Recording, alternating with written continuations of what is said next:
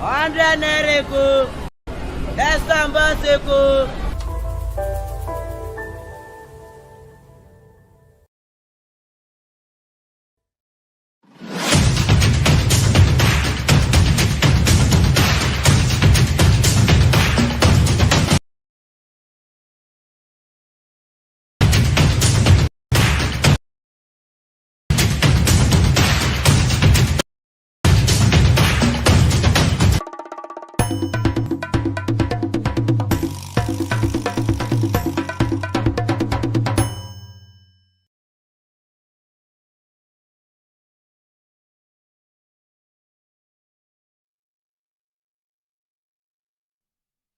Good morning and welcome to Lagos this morning. Hope you're okay. Hope you're doing very well wherever you're watching, wherever you are viewing us from. Live here on Flip TV, you're welcome to another edition of Lagos this morning. Today, Thursday, the 23rd day in the month of November 2023. Day by day, we are counting down to the end of November as we're about to say welcome to the month of December. So we're just doing a countdown, just basically 6-7 days to the end of the month, and we thank God that we are all still alive today. You're welcome to Lagos this morning once again. My name is Ebuka Ezobika. As usual, I should be having Kofo alongside with me, but then for the moment, Kofo is a bit under the weather, but then she'll be joining us soon as the show goes by, probably before the end of this week or next week. Yeah. All right. Welcome to Lagos this morning. We have so many juicy stories to look at for you. We have so many things to interact about. If you see under the comment sections there, scroll what is going down in Kano State. A bit of, how would I put it right now? A bit of shenanigans going on in the appeal court and things going down in Kano State. We'll talk a bit about that. Before we go into the main topics, basically, let's look quickly at the stories that we will be serving out to you today. Now, let's start off with the first one. Appeal court clears air on Kano judgment, cites typographical error. That would form the basis of our discussion today. Appeal court clears the air on Kano judgment, cites typo error. Moving on, protest rocks Kano over appeal court verdict sacking Governor Yusuf. We'll be touching on that also. And then federal allocation shares 906.9 billion naira October revenue to federal government, states, and local governments. Still in the news, judiciary workers embark on indefinite strike in Osun State. Well, that's something there in Osun State. Then moving on, schools must equip students with multiple skills. Who is saying this? The chief of staff to the president, Femi Gbajabiamila. Moving on to the business side of things, Lagos loses 4 trillion naira annually to traffic congestion. Wow, that is a whole lot. We'll be talking about that. Then on the foreign scene, Biden congratulates Argentine President-elect Milei, who has been elected as the president of Argentina. And on entertainment, toxicology test on Mohbad body ongoing in the United States. This is coming from the coroner inquest that is looking into the case concerning the lead singer Ileri Oluwa Aloba, popularly known as Mohbad. And on sports, Onome Ebi defends Eagles' performance. Onome Ebi, a Super Falcons player, defending her colleagues that play for the Super Eagles, telling Nigerians to support them instead of criticizing them so much. All these stories and more we'll be looking at this morning on Lagos this morning. After the short break, we'll come to add more flesh into the stories. Don't go anywhere. Stay tuned. 100 naira eko. Ẹ̀sán bọ́ seko.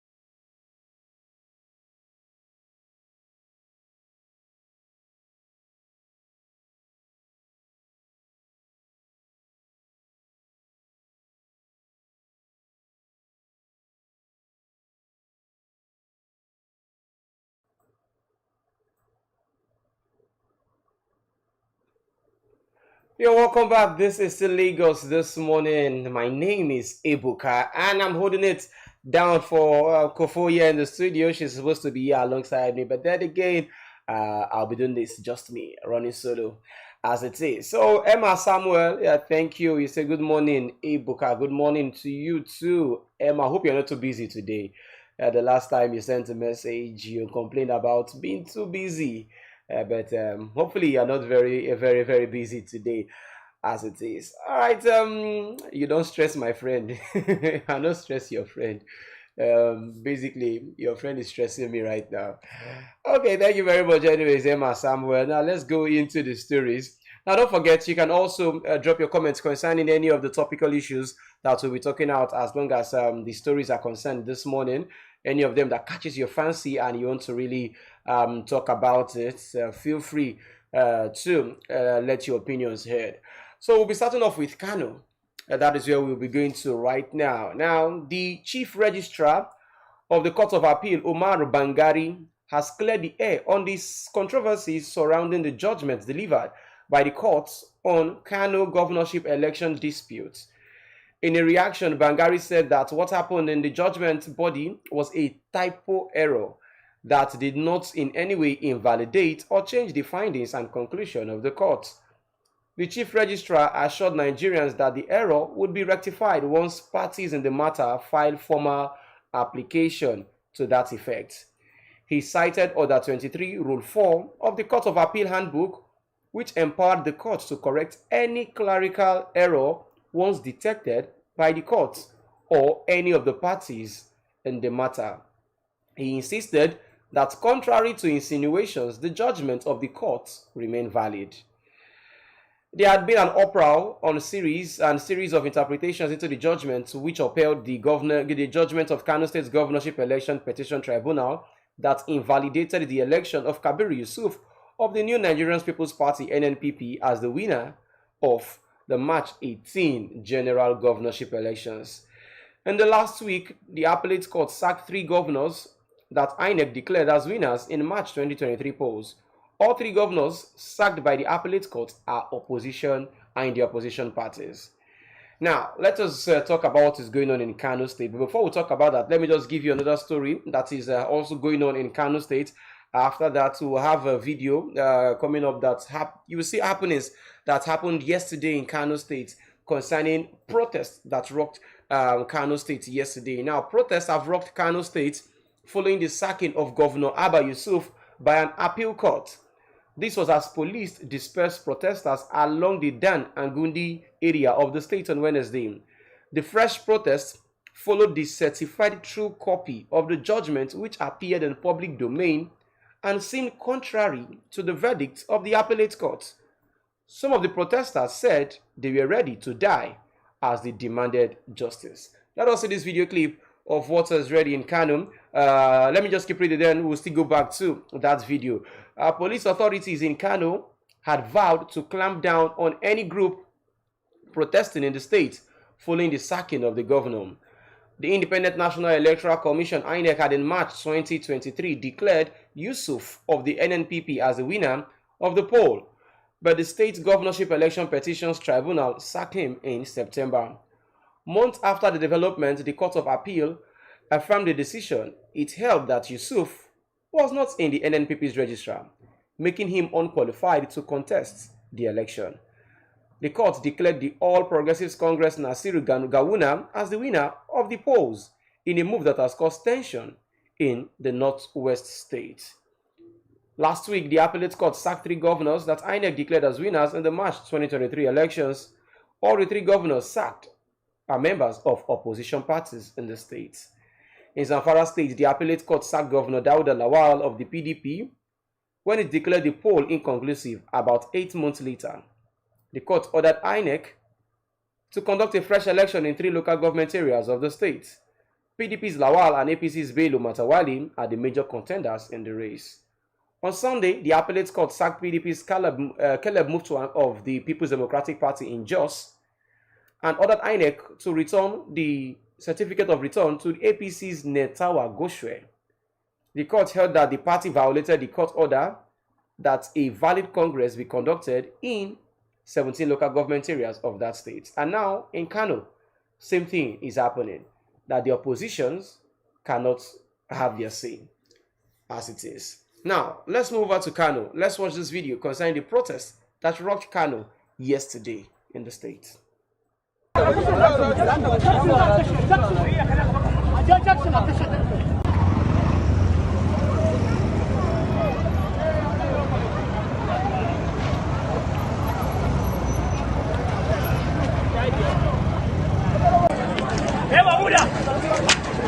This morning, the concerned citizens of Kano arranged a peaceful prayer session in the Mahaha field. Unfortunately, after the peaceful session, the Nigerian police come and open fire on us. This is open day robbery. The Kano mandate has been stolen by the APC. The APC are trying to turn the Nigerian political system into one-party system. This will never be accepted, and we are calling on the masses to start bringing us food, water, and other supplies. We will not leave this place. We are going to die here. We are going to sleep here. We will not move. We will keep staying here until the justice prevails. Our appeal has been already submitted to the Supreme Court, and these people are calling numerously on the issues to defend APC. APC is a fraud. APC is a one-party system. We are here to die for Abba. Abba is the governor we elected. We are here to die. It's either police to kill us or go and kill Ganduje. Ganduje is the culprit behind all this, what is happening in Kano. Enough is enough. We cannot continue this way. Enough is enough. Yeah, so there you have it. That is what went down in Kano State yesterday. Protesters, they are already going blazing left, right, and center yesterday. A peaceful prayer protest. According to what the eyewitness there is saying, he's saying that the police came in to disrupt their peaceful protest. But not forgetting, the police had earlier warned that anybody caught would be arrested protesting. But the people of Kano are really not having it. They are like, their mandate has been stolen. They say they know who they voted for. They know who they want in office. That this should not be happening because the APC, according to him, wants to make Nigeria a one-party state, which they would not stand for there in Kano State. Now, let's do a quick recap of what is happening in Kano State. Like I said, any of these issues, feel free to let me know your thoughts on the comment section there concerning what's going down in Kano State. Like I said, this is it will form the basics of our discussions today. Now, in Kano State, the court of the Petition Tribunal confirmed that the elections in Kano State was won by the APC. In fact, they declared that the NNPP's candidate, talking about Abba Yusuf, was not a member of the NNPP as at when he registered for elections. These are some of the narrative that they pushed out. And the Court of Appeal, where Yusuf went to appeal, is where the whole issue right now is. The Court of Appeal also affirmed that the APC's candidate is the winner of the election. But where the issue now comes up is that the paper, because the NNPP requested for the paperwork for them to have a briefing of how it went down in court. In that particular paperwork, what was written there was that the winner of the election was NNPP and not the APC. In fact, that particular report has been circulating all over social media. All over social media, everybody is saying that, okay, this is what is, that's the certified true copy, the CTC, certified true copy of that, of the judgment, notified that, hey, it was the NNPP, meaning that the verdict of the court was different than what is written on the CTC, that's the certified true copy.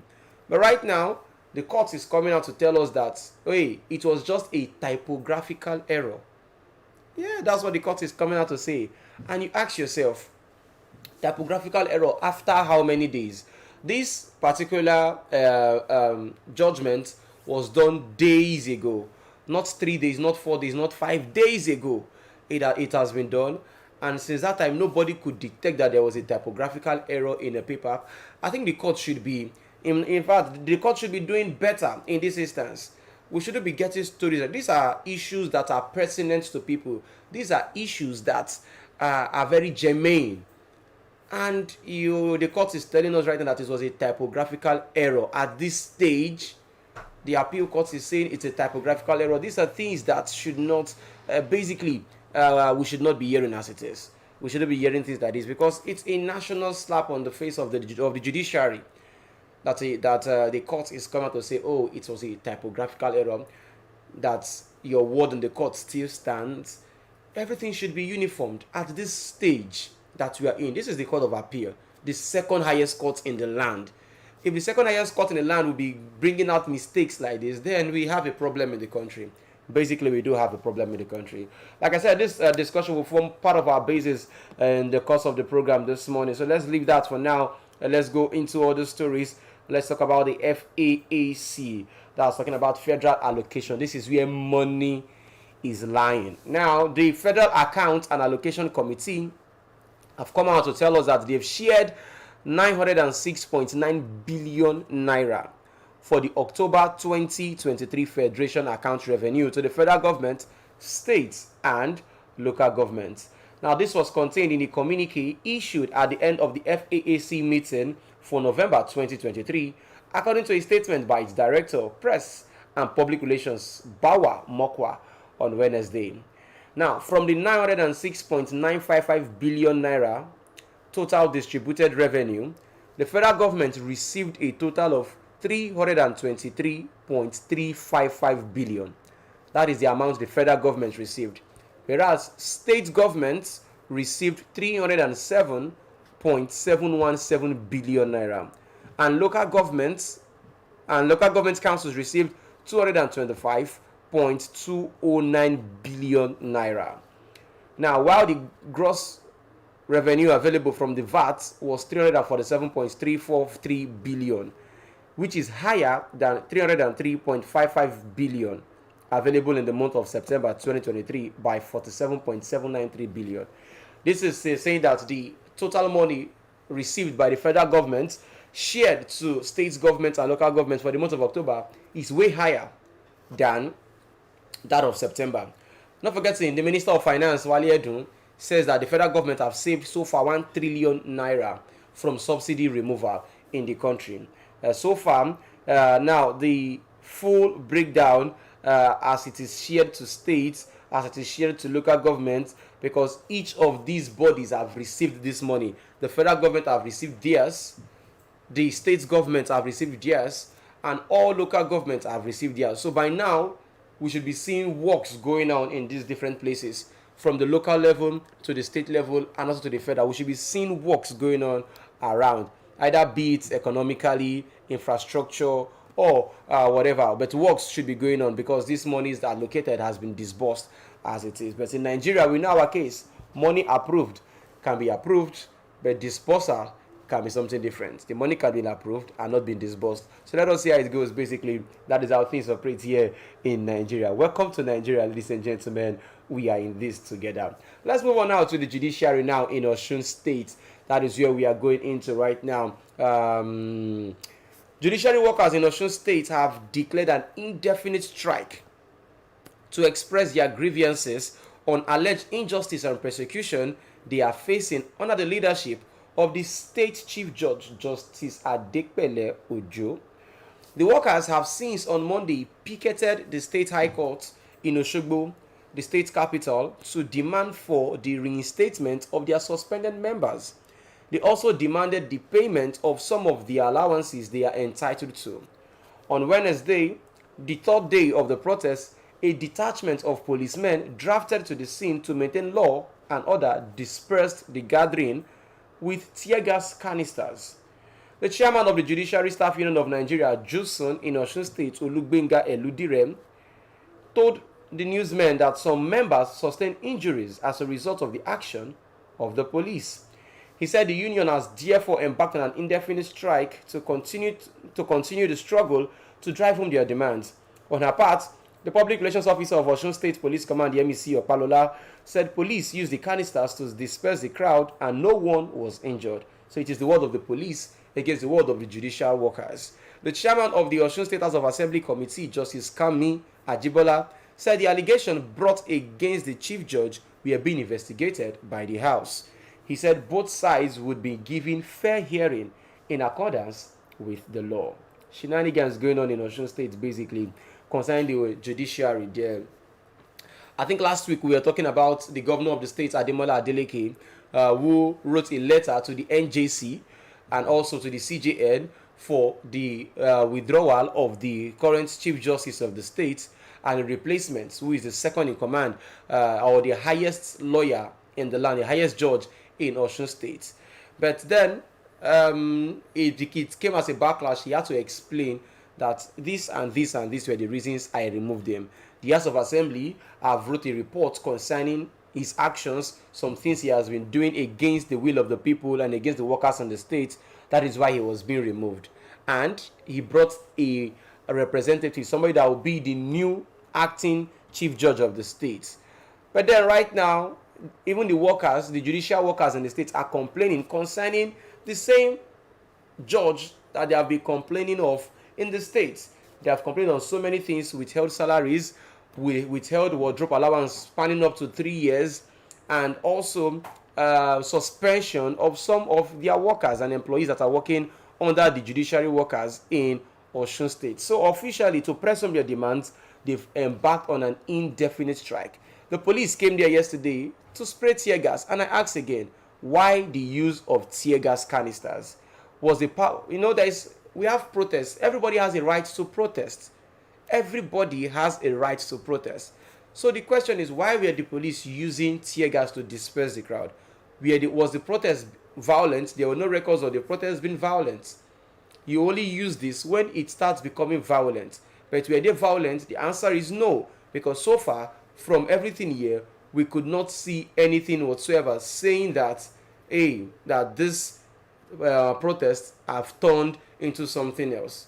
Now, there were claims that some of their members were injured, whereas the police are saying, to the best of their knowledge, no one was injured. It's not the case of the police, the word of the police against the words of the judicial workers. In Osun State every week has been in the news for various reasons. If you're from Osun State, please, you have to, the governor has to start doing something basically concerning some things going on in the state there, because really it's not nice that things like this is what we hear basically about Osun State. We shouldn't be getting reports such as this almost every time from Osun State. Let's move on now to other stories.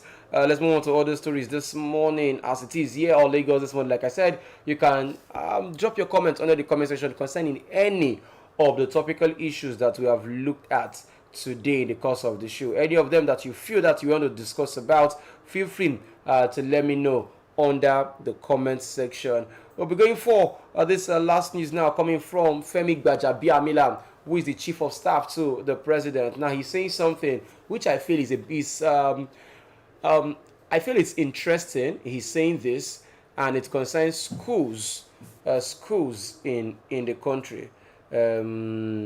Now, the chief of staff to the president, Femi Gbajabiamila, has advised higher education stakeholders to focus on training students in multiple fields and skills.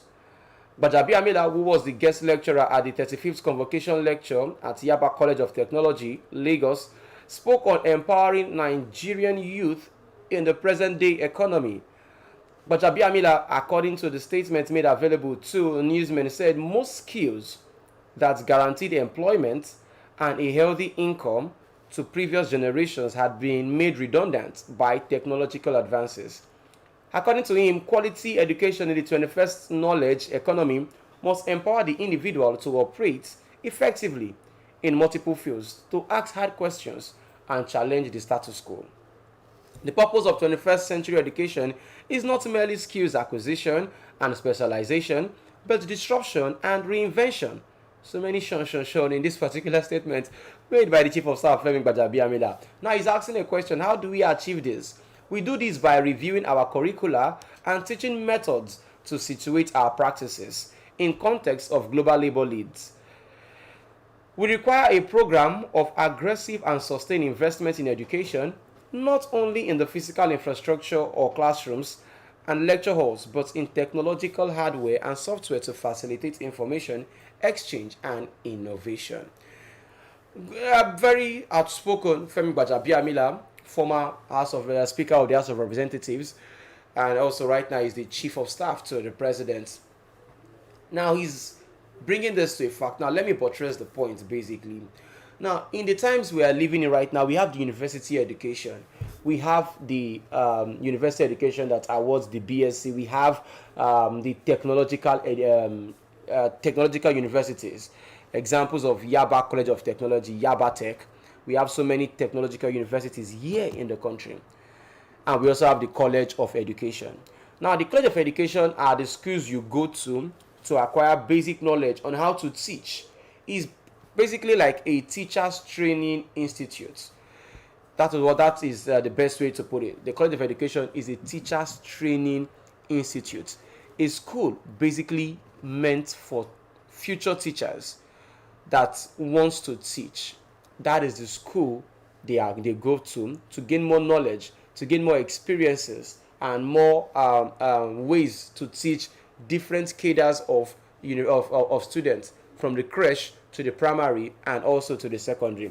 That is for the College of Education. Then move on to the technological schools. The technological schools are schools that should basically and purely deal with practicals. Anything they should be doing, yes, as long as they're having more of the what's it called right now, more of theoretical classes, more of practicals are being done or should be done in the schools of technologies. That is what they should be more focused on. That is why it is called the School of Technologies, because in that particular area you will be having more skills, more handmade things. You have anything you're doing is practical based. It should not be practical based back to back like that. Then for the universities, that is where we have more of the theoretical things that you can do in the universities. Is basically theoretical and a bit less of the practicals. That is how it should be. But now in the scenario in Nigeria's scene right now, it's not like that anymore. The technological schools, how many of them perform so many practical? How many of them do practical courses? How many of them have facilities, in fact, to do what they have to do? Now, Femi Gbajabiamila here, he's saying that schools must equip students with multiple skills. How do they gain these multiple skills when the schools that are meant to teach these multiple skills are not doing so? Many of the schools are really not doing so. So how do we empower the students in schools? Students in schools should start even making money from schools, being that yes, you're 100 level, 200 level. Even before getting to 400 or 300 level, you should at least, especially those that are in the technological schools, especially them Laspo Tech, Yaba Tech, all the technological schools should be having students that are doing things more in the practical fields. Engineering should be having more of the practicals. If you're studying medicine, you're studying things that's farming, you should have more of the practical levels being taught at that particular grade that they are in. But then, how would these students, how would they be more equipped in this regards? So these are the things we should be looking at. Then you look at our scheme of work, our curriculum that we use in schools here. What kind of curriculum are we using? Are we using a curriculum that is suited to the Nigerian factor, or are we using a curriculum that we borrowed from other countries? Because if you look at our curriculum that we're using in universities, even from secondary school, things that are being taught even in primary school, are these things that we need in a Nigerian setting, in an African setting? No. Many of the things that we are studying are things that, yes, we borrowed from other places and infused them into our education system. So it is high time that those in charge of our education, starting from the Ministry of Education, we start to fine-tune and outline scheme of work that works particularly for the Nigerian settings. The former president Olusegun Obasanjo was saying some things 2-3 days ago in Abeokuta.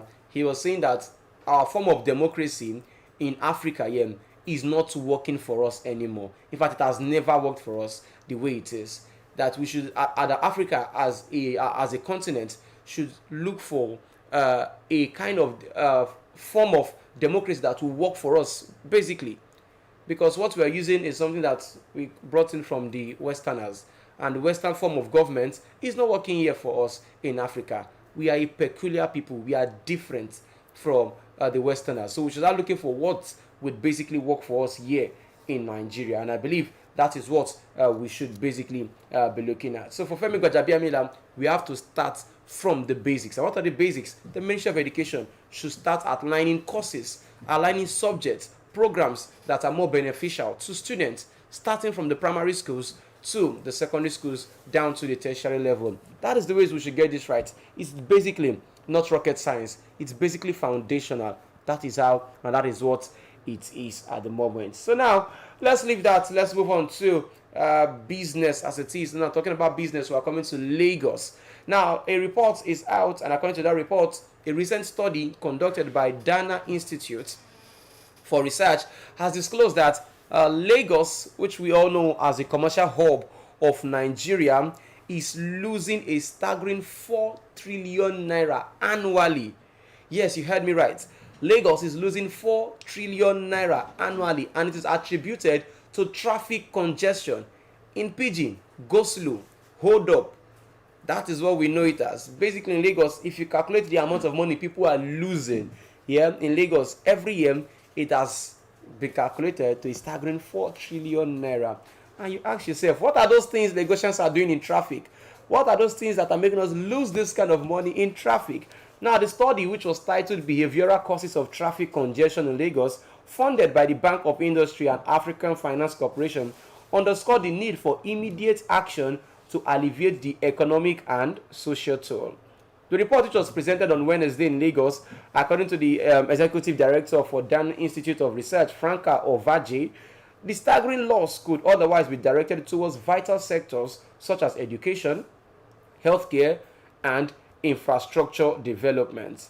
The report identifies behavioral factors as the primary culprits, including poor road infrastructure, violation of traffic laws, activities of agbiros at bus stops, and buses picking up passengers. Ofaje emphasized that the 21 million strong population of Lagos not translating into corresponding productivity due to the crippling impact of traffic jams on a daily life. The report suggests that doubling the population in developing countries should result in a 5 to 6% growth in productivity. Lagos has enough manpower. Like, we have enough human resources here in Lagos State not to be equivalent to the income that Lagos is having. And many of these things, if there is always traffic in Lagos, Lagos is always on the move, morning, afternoon, night. So people are going late for some business transactions. So people are stuck in traffic, and many things that, or people that are stuck in traffic have places to go to do their business. So it's in be calculated that by the time you are spending in traffic, that same time, at least you would have made a bit of money.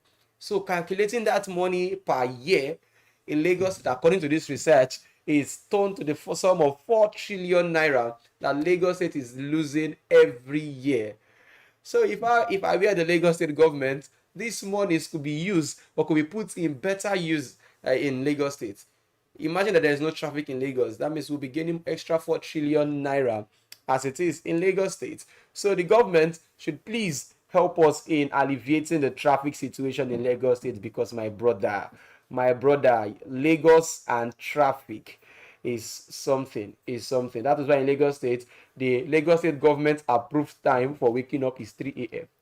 Whether you get work or you don't get work, just wake up first. 3 a.m. That's basically what how it is, as it is, ladies and gentlemen. So that is how it is. That's the news there on business this morning. Now moving on to foreign. On the foreign scene, Biden congratulates Argentina President-elect Milei, who is elected into power as the new president of Argentina. U.S. President Joe Biden congratulated Argentine President-elect Javier Milei in a call on Wednesday. The White House said 3 days after the Libertarian outsider resounding election victory in South America's second biggest economy. Milei is a 53-year-old economist who has vowed to scrap multiple government departments and sometimes campaign by waving a chainsaw from the stage. Trounced Argentina's long dominant Peron coalition on Sunday. Voters punished the government for decades of economic decline, with annual inflation currently at 143%. Milei has vowed to ditch the peso for the US dollar and shut down the central bank, which he accused of rampant money printing to finance government overspending in a bid to halt inflation. One peculiar thing about Milei was something he used to do during his campaigns. Most times during campaigns, he comes with chainsaw. Yes, he comes with a chainsaw. Then after the campaign, he uses the chainsaw to wave. Now, during campaigns, he said that he's coming there to cut down so many things. So the chainsaw is just a literal explanation of what he's going to do. The chainsaw, the work of the chainsaw is to cut down trees, to cut down heavy duty objects. So he's coming in as a chainsaw to cut down on excess spendings in the government of Argentina, hoping that things would turn around in Argentina as it is. So we wish them all the very best and we congratulate him on his election victory. All right, on entertainment this morning, what is happening on entertainment. But before that, don't forget you can still keep to drop your comments on the comment sections there concerning any of the topical issues. Today, basically, we'll be looking at the elections in Kano State as it is. Appeal court judgments have cleared the air. Appeal court is telling us that it was a mistake, typographical error. That is why what the judges said in court is different, and what we wrote on the CTC was different. So we're looking at that later in the course of the show. Emma Samuel, she not come. Yes, she not come today. Thank you very much. Talking about Kofo there. All right, let's move on now to the entertainment side that we're talking about the case of Ilerioluwa Aloba. We're talking about Mohbad. Now, the Lagos Coroner Court sitting in Ikorodu on Wednesday heard that the most crucial aspects of the autopsy to determine the cause of the death of late singer Ilerioluwa Aloba, aka Mohbad, is being conducted in the United States of America. State Counsel Oluwaseun Akinde told Coroner Magistrate Adetayo Shotobi that the autopsy into the external body of the deceased had been completed. According to him, the toxicology test, which has to do with the internal body, is being done in the US.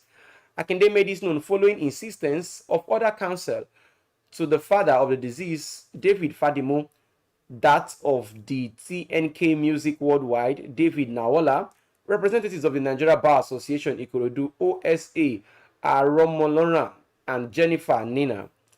The coroner asked to know why the toxicology was taken abroad when there are toxicology laboratories in Nigeria.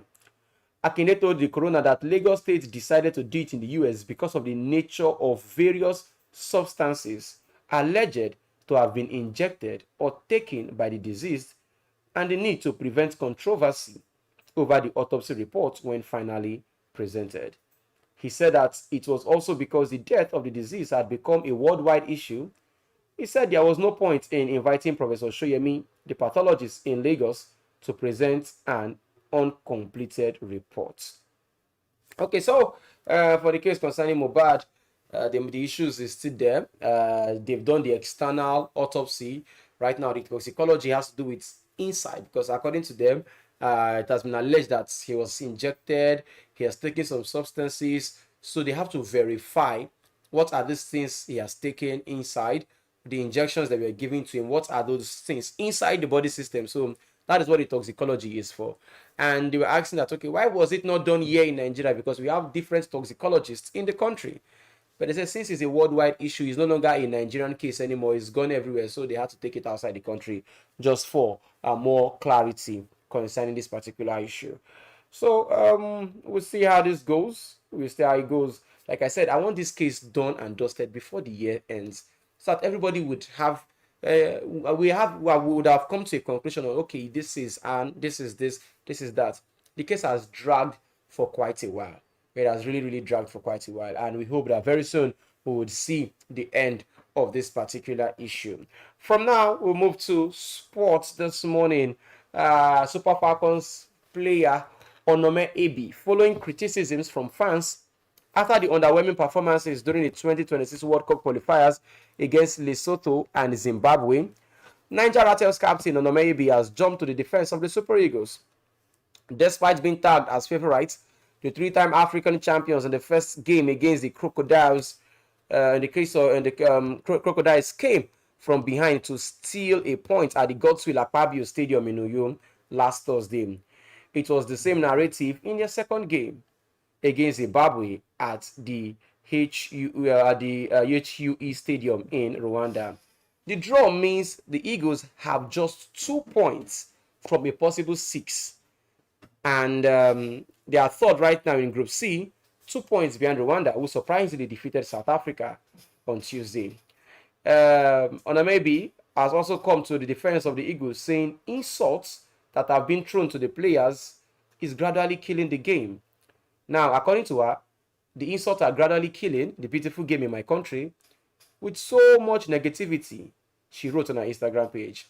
She continued by saying football is supposed to be enjoyed and players giving all to make the country proud are supposed to be encouraged and supported. It's really sad to know that we have the best players in the world, but it is difficult to win games convincingly these days. It is really sad. We need that full support and enough of all this calling out of players, insulting and discouraging them after a bad game. Players go through a lot. After all this, players, lovers of football, we can do better to help each other. So she wrote many of these things, and she wrote so many of these things concerning what has gone down so far. It's very alarming as it is. So then, even the goalkeeper of the Super Eagles, we hear he is contemplating leaving the national team entirely. He has deactivated his social media page. Again, talking about Francis Uzoho. He has deactivated his social media page, and we hear that he's contemplating leaving the Super Eagles. It's still shaky though, because of so many insults. Nigerians have been dragging him like a better pass my neighbor generator. They've been dragging him left, right, and center concerning these issues. All right, so we'll go for a short break right now. When we come back, some other news items are here on Lagos this morning that will be dishing out to you. Don't go anywhere. Stay tuned. We'll be right back. 100 Nereko, Estambaseko.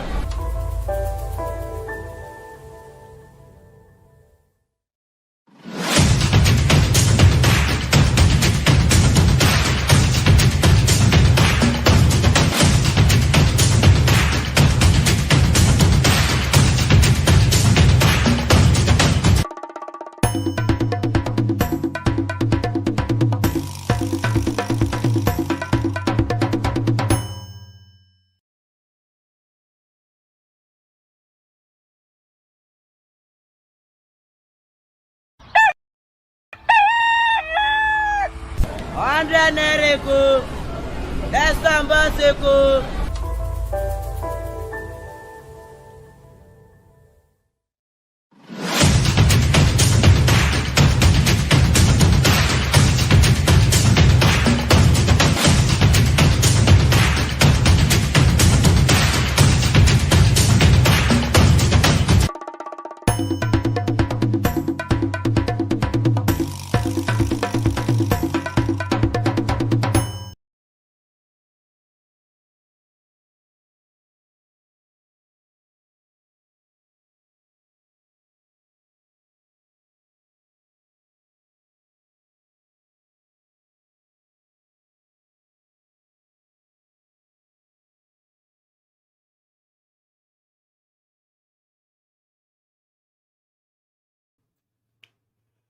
Thanks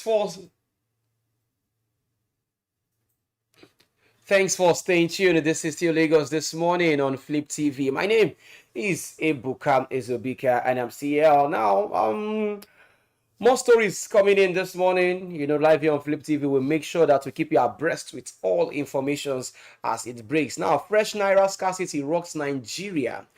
Yes, despite moves by the Central Bank of Nigeria, CBN, to formally extend the validity of the old Naira notes, reports of scarcity have emerged across the country. Now, it will be recalled that the CBN had affirmed that it has enough currency notes in the market, and hence, no need for panic withdrawals by members of the public. The Apex Bank announced plans to extend the validity of the old 200, 500, and 1,000 Naira notes indefinitely. The bank noted that it was working with relevant authorities to vacate the subsisting court ruling on the same subject. On Wednesday, Platforms Africa reports that the CBN filed an application before the Supreme Court seeking an extension for old Naira notes to remain in circulation. But the report confirmed says scarcity in some parts of Abuja, Lagos, Kano, Kwara, Gombe, Edo, Sokoto, and Ekiti states. Now, visits to some banks on Wednesday revealed scanty banking halls and ATM galleries due to the scarcity of the old and the new Naira notes. Now, a customer who gave his name as Ganiu Tunde at the Union Bank branch along Oshodi Expressway in Lagos claimed that banks were only dispensing 5,000 naira to ATMs via ATMs to non-customers. Bank customers of Union Banks were, however, able to get up to 20,000 naira at the ATM and inside the bank. The rows of ATMs at an Access Bank branch nearby were empty because there were no cash at the time that this report is coming out. Now, this is big news as it is. Now, not forgetting that some days ago, the governor of the central bank, Olayemi Kadosun, have come out to say that there is no need for panic, that there is enough currency in the country, that there is enough cash on ground, so that nobody should panic at all concerning this particular regards of the new Naira note or the old Naira note.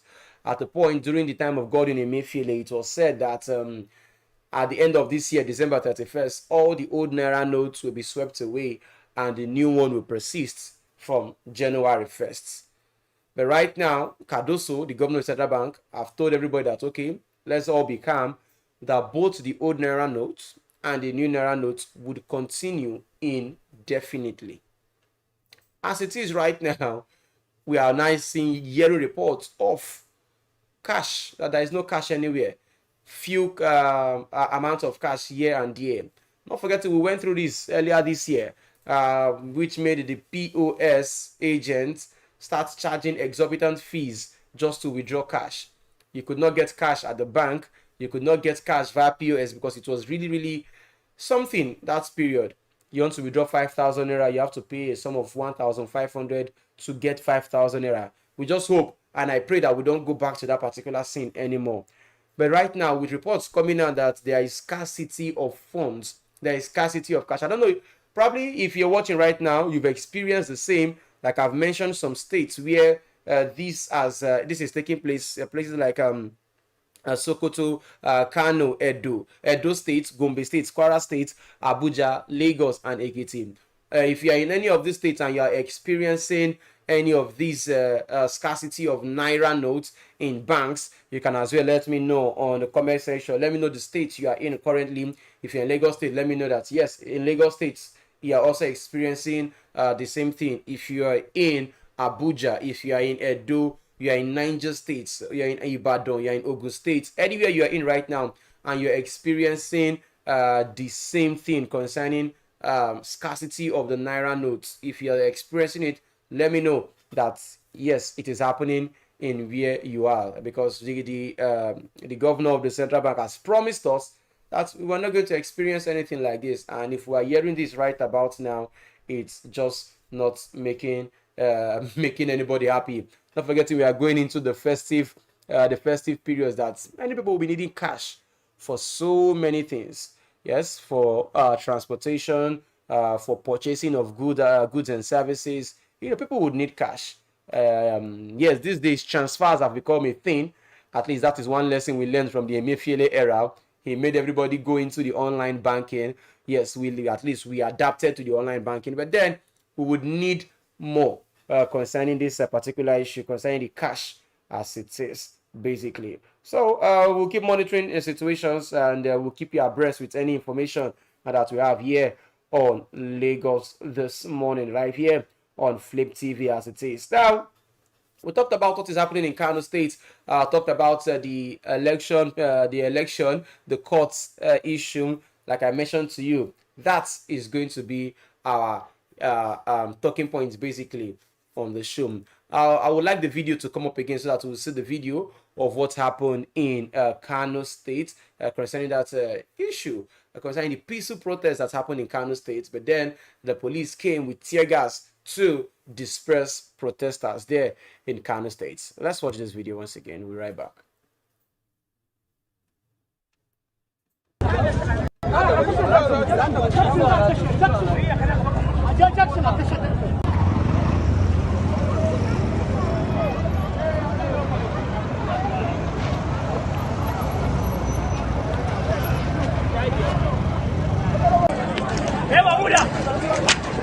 This morning, the concerned citizens of Kano arranged a peaceful prayer session in the Mahaha field. Unfortunately, after the peaceful session, the Nigerian police come and open fire on us. This is open day robbery. The Kano mandate has been stolen by the APC. The APC are trying to turn the Nigerian political system into one-party system. This will never be accepted, and we are calling on the masses to start bringing us food, water, and other supplies. We will not leave this place. We are going to die here. We are going to sleep here. We will not move. We will keep staying here until the justice prevails. Our appeal has been already submitted to the Supreme Court, and these people are calling numerously on the issues to defend APC. APC is a fraud. APC is a one-party system. We are here to die for Abba. Abba is the governor we elected. We are here to die. It's either police to kill us or go and kill Ganduje. Ganduje is the culprit behind all this, what is happening in Kano. Enough is enough. We cannot continue this way. Enough is enough.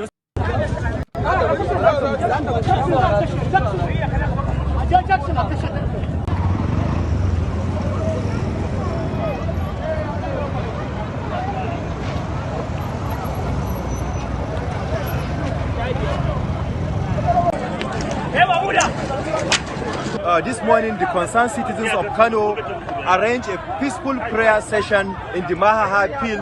Unfortunately, after the peaceful... All right, there you have it. The situation there in Kano State, as it is. The people are not happy. The people are complaining that they know who they voted for. And although the election tribunal has affirmed that the APC has won the election there, then it went straight to the appeal. An appeal came out with two reports. Yes, the appeal came out with two reports. The first report from the courts, which was done virtually, was that the APC's candidate was the winner. But in the CTC that was released, the certified true copy that was released, what was written was different. Very, quite the opposite of the judgment that was given.